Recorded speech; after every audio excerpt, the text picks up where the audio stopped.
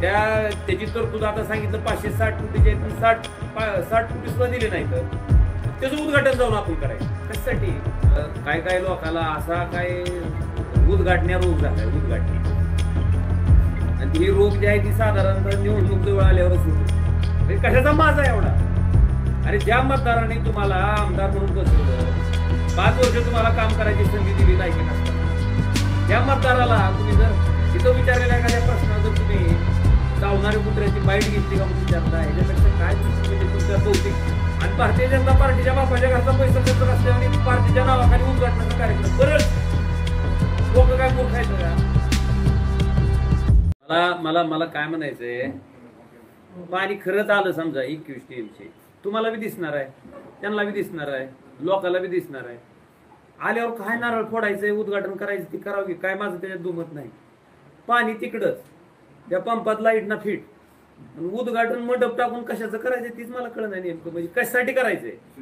बर शिंदफळची तर गमत अशी की त्याच पाणी आणि त्यालाच द्यायला येतं आणि त्याचं उद्घाटन तुम्ही सांगितलं पाहिजे. आता हे तुम्ही होता सगळी बघायला म्हणून विचारायला बाबा पाणी आल्यावर करा ना. आणि माझं असं मत आहे की लोकप्रतिनिधी या नात्यानं जर आपण एखादं काम खरंच केलं असेल तर ते दिसतंय ना केलेलं. समजा आपण एखादं सवा मंडप बांधला असेल साधं दिसतंय ना. समजा आपण पाणी आणलं असेल दिसतंय ना. जिथं पंप हाऊसचं काम अर्धवट आहे, शेतकऱ्याच्या जमिनीचा मावेजा मिळाला नाही, अजून कशातच काय नाही, त्याची तरतूद आता सांगितलं 560 कोटीचे 60 कोटी सुद्धा दिले नाही तर त्याचं उद्घाटन जाऊन आपण करायचं कशासाठी.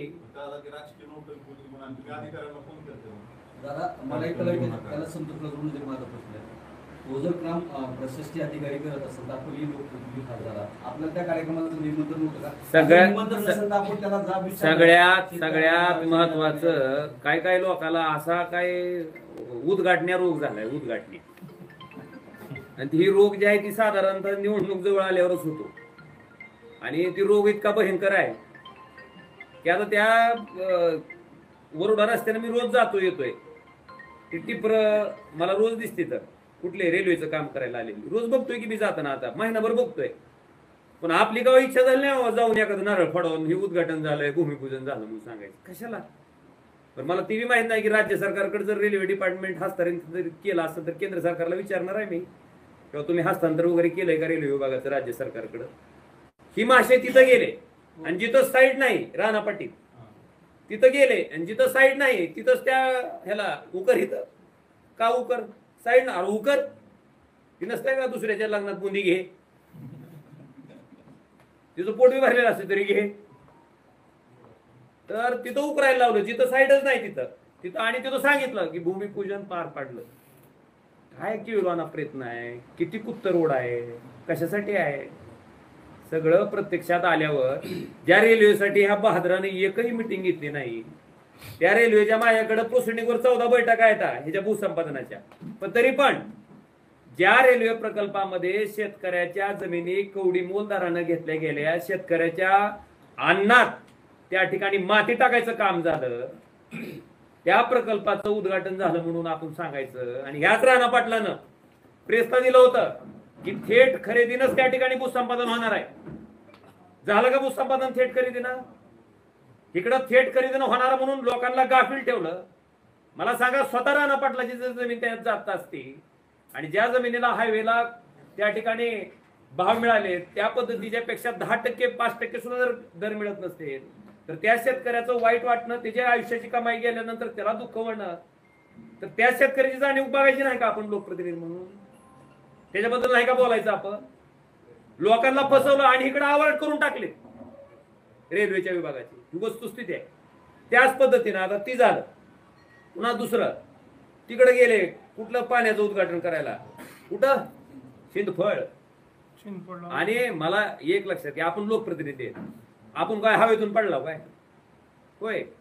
आपण नॉमिनेटेड आहो का इलेक्टेड आहो. इलेक्टेड आहो. आपण जर लोकांच्या एका मतामुळे त्या ठिकाणी लोकप्रतिनिधी म्हणून बसलो असेल तर लोकांनी विचारायला प्रश्नाला सुद्धा आपण उत्तर देणं आपली जबाबदारी आहे ना. एखाद्या तुळजापूर मधल्या माणसानं जर मला प्रश्न विचारला की बाबा हे आहे हे असं का, तर लोकप्रतिनिधी या नात्यानं आपण त्याला उत्तर देणं समर्पक ही आपलं काम आहे लोकप्रतिनिधी म्हणून. का आपण तुळजापूरकरला चावणार कुत्र म्हणून हिनवायचं? काय पद्धत आहे ही? म्हणजे कशाचा माझा एवढा?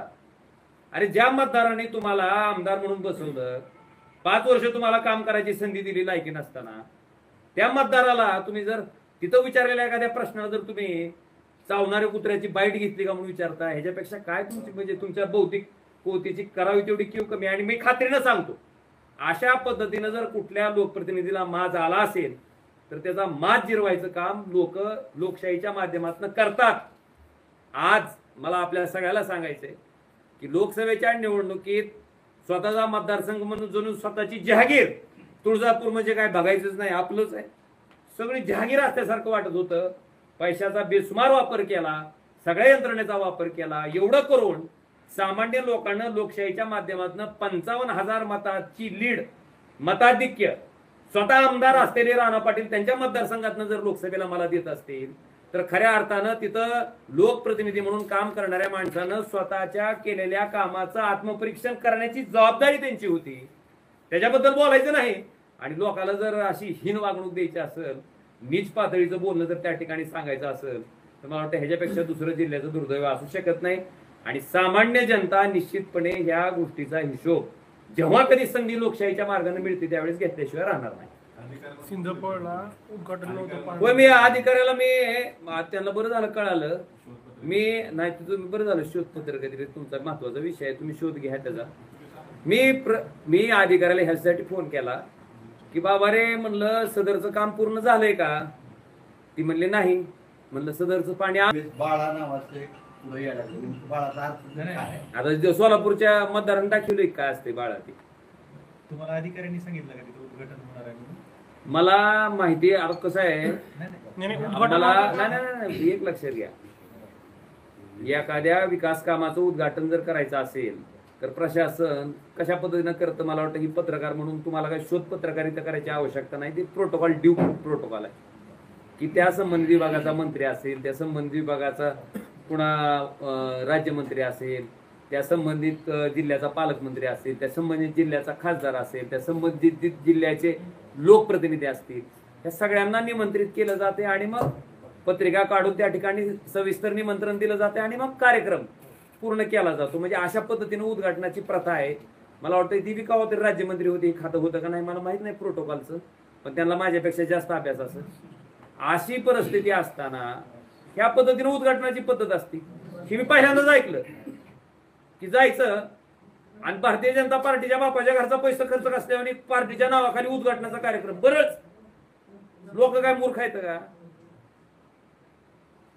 उद्घाटन नव्हतं त्या ठिकाणी, पाहणी दौरा होता. 15 दिवस अगोदर त्यांनी सांगितलं होतं पत्रकारांना पाहणी करायला नेणार आहेत.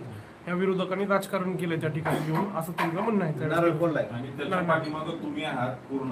नारळ नाही फोडला. तुम्ही हे सगळं प्लॅन केलं. म्हणजे आम्ही त्यांना कुत्र्याची उपमा द्या म्हणून राणा पाटलाला आम्ही सांगितलं होतं का?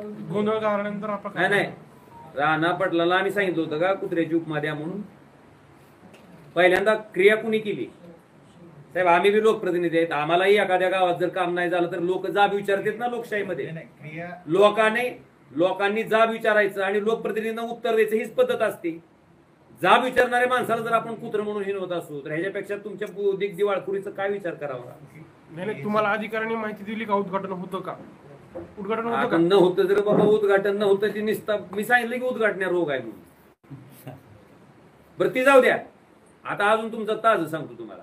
काल गुरुबागाच्या मंदिरात एक उद्घाटन पार पडलं, भूमिपूजन आणि उद्घाटन. हा ती सागवानी. आणि गुरुबा काकाचं तर थापटणं असं खतरनाक आहे की लवाड काम करणाऱ्या माणसाच्या डोक्यात पडल्याशिवाय राहत नाही. धीरज पाटलांनी जो काही हे केलं, बोलायला सुरुवात केली होती, ती उद्घाटन आहे म्हणून सुरुवात केली होती. आता ह्याच्या संदर्भात जे काय झालं, मी काय म्हणतोय, समजा एखाद्या माणसानं आपल्याला प्रश्न केला, आपल्याकडे त्याचं उत्तर तयार पाहिजे ना. सांगायचं बाबा हे आमचं उद्घाटन नाही, आमचं निवडणूक जवळ आली म्हणून आम्ही काहीतरी केलं, हे लोकांना दाखवायसाठीचा प्रयत्न आहे, ह्याच्यासाठी पाहणी दौरा आहे. सांगायचं काय, त्याला सांगायला काय? नाहीतर तेच होतं. तुम्ही मला उद्घाटन होतं का? आम्ही नाही म्हणून सांगितलं की पाणी कधी येईल मग? मूळ तेच विषय आहे. आम्ही जे बोलायला त्याच्यावर बोलायला तुमच्या अंदाजाप्रमाणे किंवा तुमच्या प्रत्यक्षात पाणी अनुभवाप्रमाणे कधी येईल? माझा असा प्रश्न आहे दादा की हे